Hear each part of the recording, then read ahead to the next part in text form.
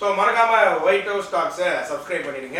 இந்த வீடியோ உங்களுக்கு பிடிச்சிருந்துச்சுன்னா உங்க ஃப்ரெண்ட்ஸ்க்கு ஷேர் பண்ணுங்க, லைக் பண்ணுங்க, கமெண்ட் பண்ணுங்க, பெல் ஐக்கானை மறக்காம கிளிக் பண்ணுங்க. பக்கவாதமாக இருக்காது. ஏன்னா வந்து பிரெயினில் வந்து 2 விதமான பிளட் சப்ளை இருக்குது.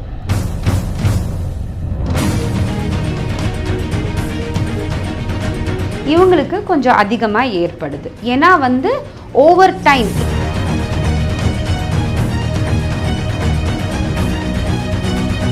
வகைகள் அப்படின்னு பார்த்தீங்கன்னா, நான் இப்போ உங்களுக்கு ஃபஸ்ட்டு சொன்னேன், ஸ்ட்ரோக் வந்து ஹார்ட் அட்டாக் மாதிரி பிரெயின் அட்டாக்.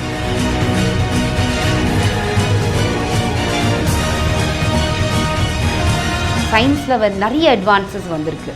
அண்ட் ஸ்ட்ரோக் ட்ரீட்மெண்ட்லேயும் நம்ம வந்து ரொம்ப அட்வான்சஸை இப்போ பார்த்துருக்கோம்.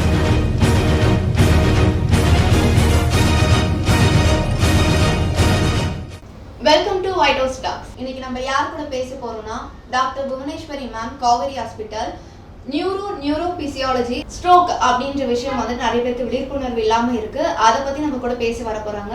வணக்கம் மேம். போன வாட்டி பார்த்தீங்கன்னா நீங்கள் நிறைய கோவிட் சம்மந்தப்பட்ட விஷயங்களை எங்களுக்காக சொன்னீங்க, ரொம்பவே யூஸ்ஃபுல்லாக இருந்தது. அது இப்போ வந்து நம்ம ஸ்ட்ரோக் அப்படின்னா என்னன்றது நிறைய பேருக்கு தெரியாமல் இருக்குது. அதை பற்றி கொஞ்சம் டீட்டெயிலாக சொல்லுங்கள். ஓகே, நிறைய பேருக்கு ஹார்ட் அட்டாக் அப்படின்னா என்னன்னு தெரியும். ஸோ ரத்த ஓட்டம் பாதிப்பு ஏற்படுறதுனால அவங்களுக்கு வந்து செஸ்ட் பெயின் வருது. அந்த மாதிரி அட்டாக் இந்த பிரெயின் தான் ஸ்ட்ரோக், பிரெயின் அட்டாக் அப்படின்னு. பட் பிரெயினில் வந்து பெயின் இருக்காது, வீக்னஸ் மாதிரி இருக்கும். ஸோ ஸ்ட்ரோக் வரும்போது பேஷண்ட் சடனாக கொலாப்ஸ் ஆகி ஒரு பக்கவாதம் மாதிரி right or left side affect ஆகலாம். ஸோ லிம்ஸ் மூவ் பண்ண முடியாது, பேச்சு கொளறலாம். சம்டைம்ஸ் பக்கவாதமாக இருக்காது. ஏன்னா வந்து பிரெயினில் வந்து 2 விதமான பிளட் சப்ளை இருக்குது. Front anterior portion, posterior portion. So anterior போர்ஷனில் வந்ததுன்னா பக்கவாதம் மாதிரி வரும். சம்டைம்ஸ் போஸ்டீரியர் போர்ஷனில் ஸ்ட்ரோக் வந்ததுன்னா பேலன்ஸ் ப்ராப்ளம், தலை சுற்றுறது, வாந்தி வருது, அந்த மாதிரி வேக் சிம்டம்ஸ் கூட இருக்கலாம். பட் மெயின் திங் வந்து பக்கவாதமோ இல்லை பேச முடியாத வந்தாலோ உடனே நீங்கள் ஸ்ட்ரோக் பற்றி யோசிக்கணும். ஸ்ட்ரோக் அப்படின்ற அந்த ஒரு விஷயம் வந்து எந்த வயதில் இருக்கவங்களுக்கு அதிகப்படியாக காணப்படுது? ஸ்ட்ரோக் வந்து பார்த்திங்கன்னா முதல்ல வந்து கொஞ்சம் வயதானவங்களுக்கு தான் அதிகமாக வருது. Okay, over 50s. அண்ட் உங்கள் ரிஸ்க் ஃபேக்டர்ஸ் என்னன்னு பார்த்தீங்கன்னா, ஏற்கனவே டயபெட்டிஸ் இல்லை பிபி இருக்கிறவங்க, ஸ்மோக் பண்ணுறவங்க, லிப்பிட் ப்ராப்ளம், கொலஸ்ட்ரால் ப்ராப்ளம் இருக்கிறவங்கள இவங்களுக்கு கொஞ்சம் அதிகமாக ஏற்படுது. ஏன்னா வந்து ஓவர் டைம் இந்த மாதிரி மெடிக்கல் ப்ராப்ளம்ஸ் இருக்கும்போது பிளட் வெசல்ஸில் வந்து பிளாக்ஸ், அத்திரோஸ்க்ளெரோட்டிக் பிளாக்ஸ்ன்னு சொல்லுவோம். அதாவது இரத்த குழாக்களில் எப்படி வாட்டர் பைப்ஸில் ஓவர் டைம் வந்து ஸ்கேலிங் மாதிரி ஏற்படுதோ அதே மாதிரி இரத்த குழாயில் ஸ்கேலிங் மாதிரி ஏற்படுறதுக்கான வாய்ப்பு அதிகமாகுது. So most of the time இந்த மாதிரி ஸ்ட்ரோக் வர பேஷண்ட்ஸ்க்கு நம்ம கேட்குற கேள்வியே அதே மாதிரி தான் இருக்கும். உங்களுக்கு சுகர் இருக்கா, பிபி இருக்கா, ஸ்மோக் பண்ணுவீங்களான்னு. ஏன்னா இதுதான் யூஷுவல் ரிஸ்க் ஃபேக்டர்ஸ். பட் அதே சமயத்தில் யங் பீப்புளுக்கும் ஸ்ட்ரோக் வர்றதுக்கான வாய்ப்பு இருக்குது. அவங்களுக்கு வந்து வரும்போது யங் ஸ்ட்ரோக்ஸ்ன்னு சொல்லுவோம்.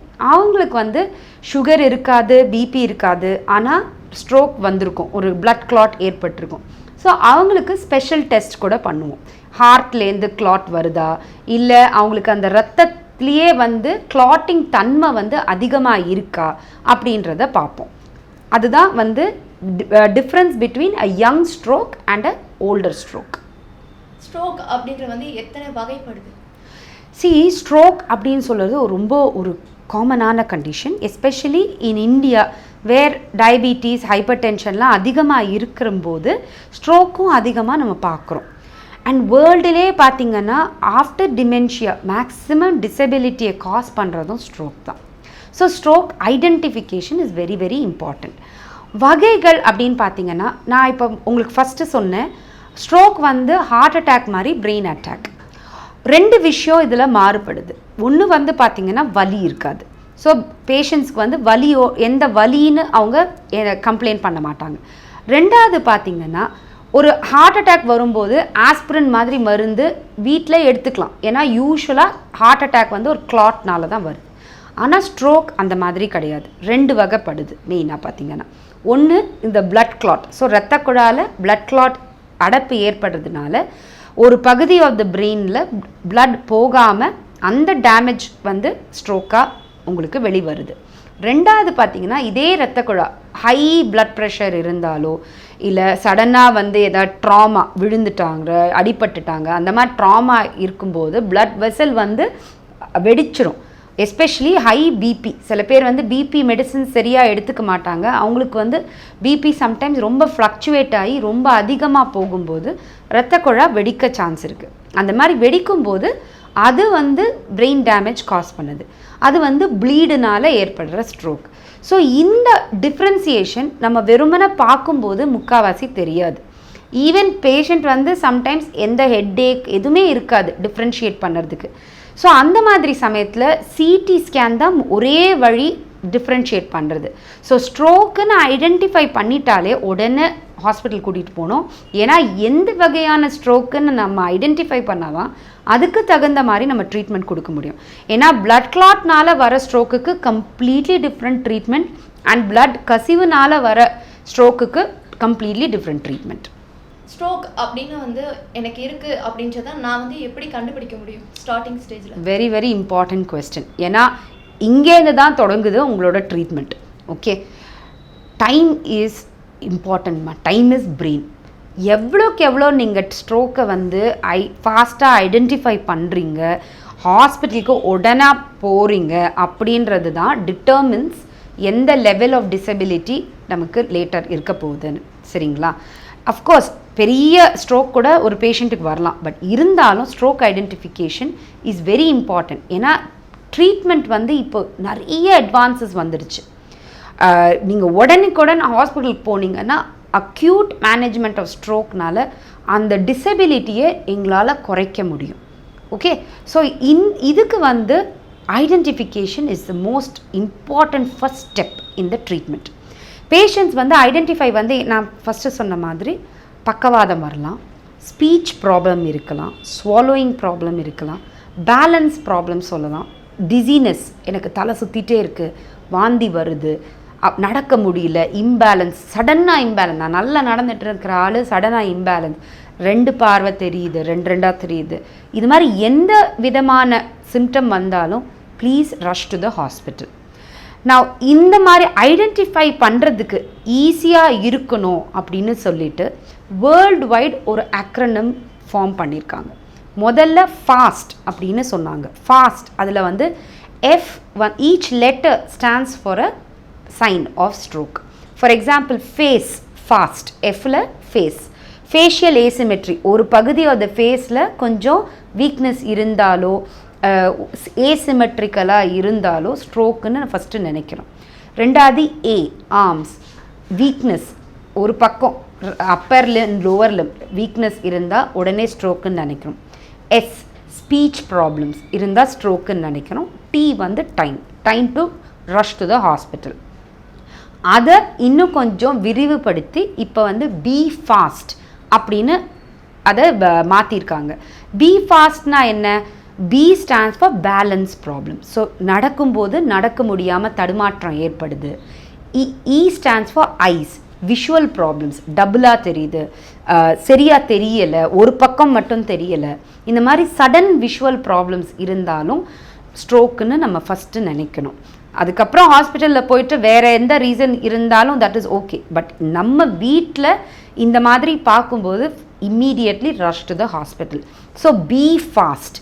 B for balance, E for eyes, F for face, A for arm weakness, S for speech problems, T time. எவ்வளோக்கு எவ்வளோ ஐடென்டிஃபிகேஷன் ஃபாஸ்ட்டாக பண்ணுறீங்களோ அவ்வளோக்கு எவ்வளோ சீக்கிரமாக நீங்கள் ஹாஸ்பிட்டலுக்கு ரஷ் பண்ணணும். இதுதான் பி ஃபாஸ்ட். ஸ்ட்ரோக் அப்படின்றது எந்த ஸ்டேஜில் ரொம்பவே வந்து அதிதீவிரமாக வந்து நம்ம எதுவுமே பண்ண முடியாதுன்ற அளவுக்கு போகுது? சரி, அது வந்து நம்ம சொல்ல முடியாது. ஒரு ஸ்ட்ரோக்கும் ஒரு மாதிரி. இப்போ எந்த வியாதியுமே பார்த்திங்கன்னா ஒருத்தருக்கு மினிமலாக அஃபெக்ட் பண்ணுது, சில பேருக்கு மேக்ஸிமமாக அஃபெக்ட் பண்ணுறது. நம்ம ஸ்ட்ரோக்கே வந்து ஸ்மால் வெசலில் அடைப்பு ஏற்பட்டதுன்னா உங்களுக்கு வந்து பிரெயின் பாதிப்பு சின்னதாக இருக்க போகுது. வெதர்ஸ் மேஜர் பிரான்ச்சஸ், பெரிய பிரான்ச்சில் வந்து உங்களுக்கு அடைப்பு ஏற்பட்டிருந்ததுன்னா அந்த area involve becomes bigger. So அந்த மாதிரி பேஷண்ட்ஸுக்கு அதிக ஒரு இம்பேக்ட் இருக்கும். So depending on the clot size, எந்த பிளட் வெசல் இன்வால்வ், இதை பொறுத்து தான் நம்மளோட அவுட்கம்மை நம்ம சொல்ல முடியும். COVID-19 அப்படின்ற விஷயம் பார்த்தீங்கன்னா 19 இயர்ஸ் அந்த காலகட்டத்தில் வந்தாலும் நம்ம சொல்கிறோம் இல்லையா? ஸோ அது போல் ஸ்ட்ரோக் அப்படின்றது வந்து எந்த காலகட்டத்தில் இது வந்து கண்காணிக்கப்பட்டுச்சு? ஐ திங்க் மனுஷன் வந்ததுலேருந்தே ஸ்ட்ரோக்குன்ற வியாதி இருக்கிறதுக்கான வாய்ப்பு இருக்குது. பட் அஃப்கோர்ஸ் நம்ம சில லைஃப் ஸ்டைல் டிசீசஸ் இப்போ வந்து பார்த்திங்கன்னா சுகர், பிபி எல்லாமே வந்து ஜெனட்டிக்ஸ் இருக்குது. டெஃபினட்டாக நம்ம ஃபேமிலியில் ரன் பண்ணுது. நம்ம சில ஜெனட்டிக் டைப்ஸ், அதாவது இப்போ பார்த்திங்கன்னா ஏஷியன்ஸ், இண்டியன்ஸ்க்கு சுகரும் பிபியும் அதிகமாகவே வருது. ஸோ ஒரு ஜெனட்டிக் ப்ரீடிஸ்பொசிஷன் இருக்குது. பட் இருந்தாலும் நம்ம life style plays a very important role.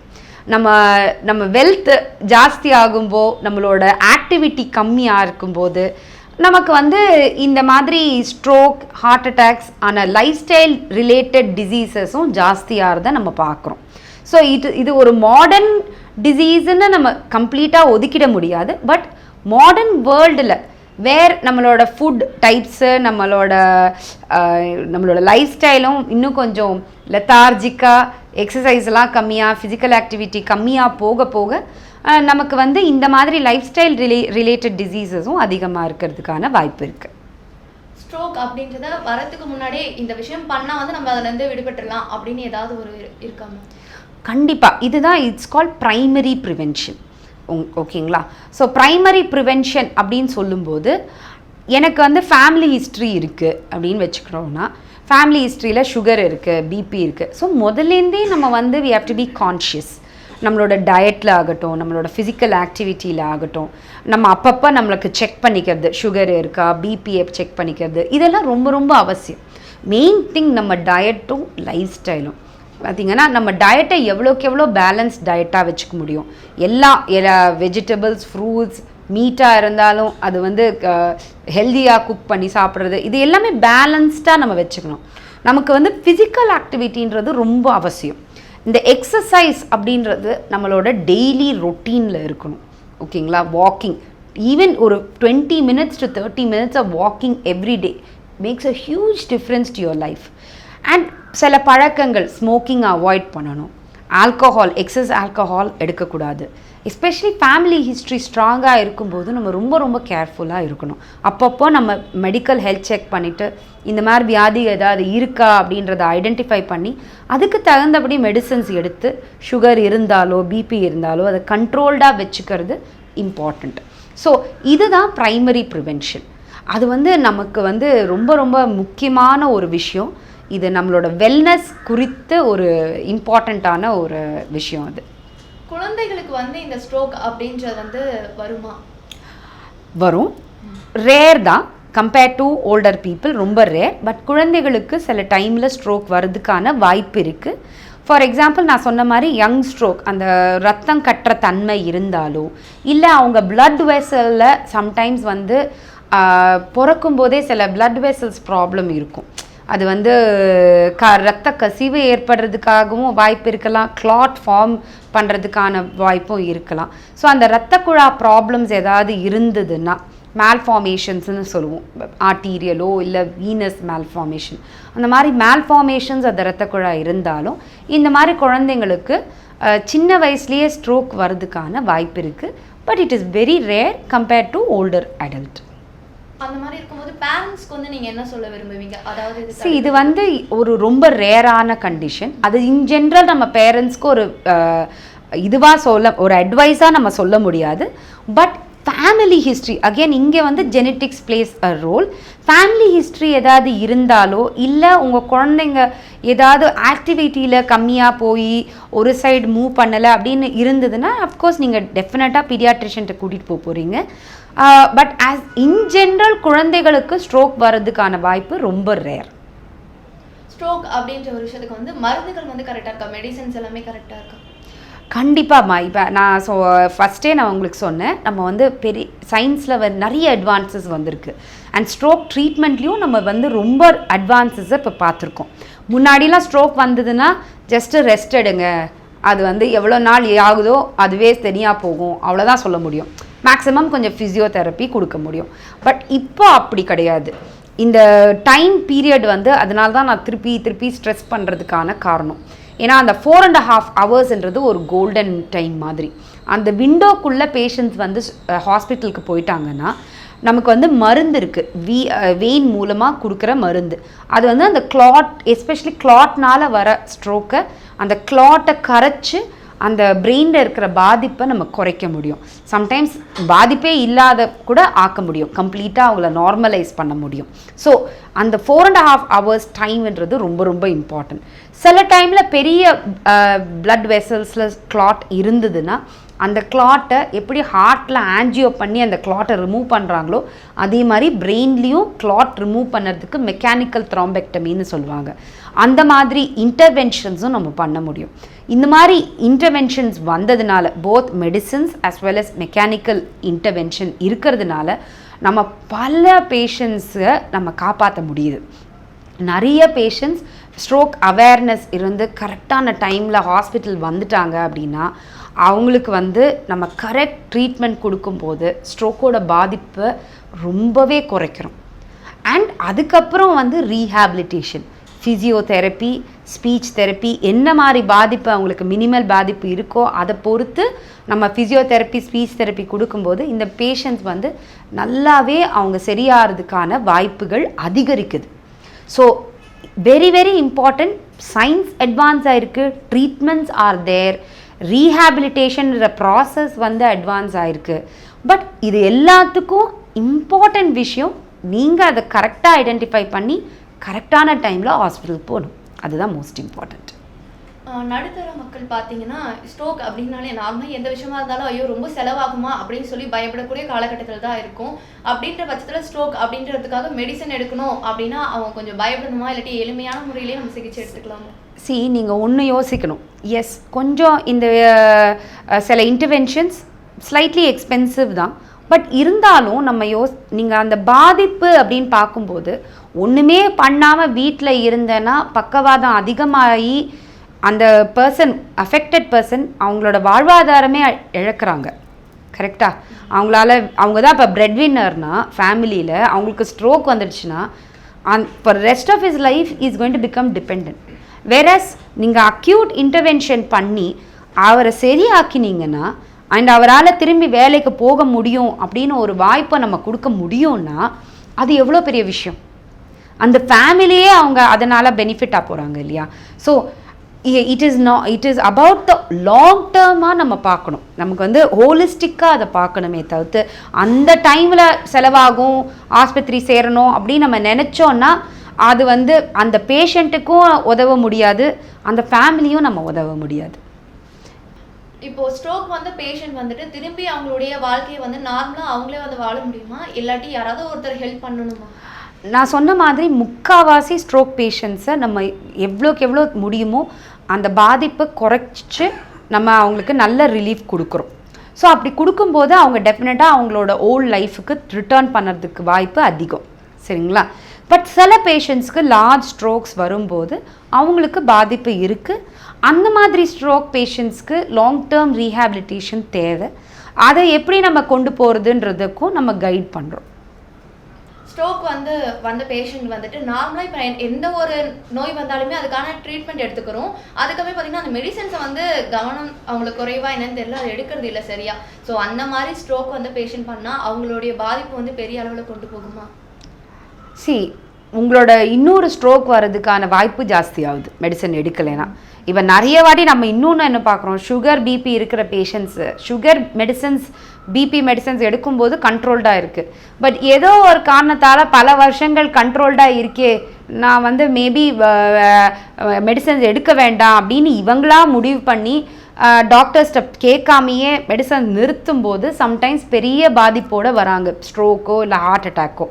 அதே மாதிரி ஸ்ட்ரோக் பேஷண்ட்ஸும் பார்த்திங்கன்னா அவங்க லைஃப் லாங் பிளட் தின்னர்ஸ், மற்ற சுகர் பிபி இருந்தால் அதுக்கான மருந்துகள் எடுத்து தான் ஆகணும். எடுத்துக்காமல் நம்ம அதுவும் தேவை. அஃப்கோர்ஸ் டாக்டர்ஸ் வந்து அட்வைஸ் பண்ணி சுகர் மெடிசன் கம்மி பண்ணலாமோ பிபி மெடிசன் கம்மி பண்ணுறது பற்றி அவங்க அட்வைஸ் வச்சுட்டு நீங்கள் கம்மி பண்ணிங்கன்னா ஓகே. பட் நீங்களே கம்மி பண்ணி இல்லை ஸ்டாப் பண்ணிங்கன்னா திருப்பி ஸ்ட்ரோக் வர்றதுக்காக வாய்ப்பு அதிகமாகுது. ஹார்ட் அட்டாக்ஸ் வர்றதுக்கான வாய்ப்பு அதிகமாகுது. ஸோ அந்த மாதிரி எக்ஸ்பெரிமெண்டேஷன் பண்ணக்கூடாது அப்படின்றது தான் என்னோட அட்வைஸ். ஸ்ட்ரோக்கை பற்றி நீங்கள் வந்து நல்லாவே டீட்டெயிலாக சொன்னீங்க. அதே போல் செகண்ட் வேவ் கொரோனா வந்துட்டு போயிடுச்சு. அதுலேருந்து நம்ம மீண்டும் அப்படின்னே சொல்லலாம். இன்னும் ஒரு சில மாநிலங்கள் வந்து அதை நிலவிட்டுருக்கு. தேர்ட் வேவ் கொரோனா வந்துட்டு இப்போ வரப்போகுது. ஸோ அதுக்கு வந்து விழிப்புணர்வு அப்படின்னா நீங்கள் என்ன சொல்லுவீங்க? ஒன்று சொல்கிறதுக்கு முன்னாடிமா இன்னொரு விஷயமும் இப்போ நாங்கள் பார்த்தோம். இந்த கோவிட் டைமில் நிறைய பேஷண்ட்ஸ்க்கு ஸ்ட்ரோக் வரதுக்கான வாய்ப்பு அதிகமாக இருந்தது. அண்ட் எஸ்பெஷலி ஹார்ட் அட்டாக்ஸும் வர்றதுக்கான வாய்ப்பு இருந்தது. ஏன்னா கோவிட் அது வந்து லங்ஸில் தான் அஃபெக்ட் ஆகுது. பட் சம்டைம்ஸ் அந்த ரத்தம் கட்டுற தன்மையை அது அதிகமாக்குற லெவலில் இருந்தபோது இந்த கோவிட் இருக்கிற பேஷண்ட்ஸ்க்கு ஸ்ட்ரோக்கான பாதிப்பு அதிகமாக இருந்தது. ஸோ அவங்களுக்கு அந்த பிளட் தின்னர்ஸ்ன்ற ட்ரீட்மெண்ட் வந்து அந்த கோவிட் ட்ரீட்மெண்ட்லேயே இருந்தது. பட் ஸ்ட்ரோக்கும் வந்ததுன்னா அதுக்கான ட்ரீட்மெண்ட்டும் நாங்கள் கொடுத்துட்ருந்தோம். ஸோ கோவிட் வந்து ஒரு இண்டிபெண்ட் ரிஸ்க் ஃபேக்டராக நாங்கள் அதை ஐடென்டிஃபை பண்ணியிருக்கோம்.